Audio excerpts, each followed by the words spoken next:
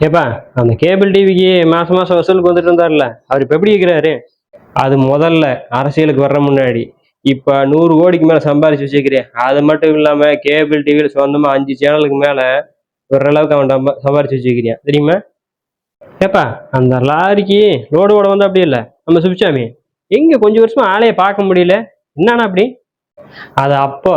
அது அரசியல்வாதி ஆகறதுக்கு முன்னாடி. இப்ப அரசியல்வாதி ஆனதுக்கு அப்புறம் சொந்தமா 50 லாரி வச்சிருக்காப்படி. அது மட்டும் இல்லாம 500 கோடிக்கு மேல சொத்து சேர்த்து வச்சிருக்காப்படி. இன்னொரு 10 வருஷத்துக்கு அப்படியே அரசியல்வாதி இருந்தா அப்படின்னா ஒரு 1000 1500 கோடி சம்பாரிச்சிருவாப்படி. தெரியுமா? ஏப்பா, இந்த சரக்கு சேல்ஸ் பண்ணிட்டு இருந்த அப்படி மணியே கொஞ்ச நாள் ஆளையே காணா இருக்கா அப்படியா? அவங்க திடீர்னு அரசியல்வாதி ஆனதுக்கு அப்புறம் என்ன ஆச்சு தெரியுமா? சொந்தமா ஒரு 2 பாரை வந்து லீஸ்க்கு எடுத்தாப்படி. அதுக்கப்புறம் அது அப்படியே கொஞ்ச நாள் கழிச்சு பார்த்தீங்கன்னா 10 பாரா மாறிச்சு.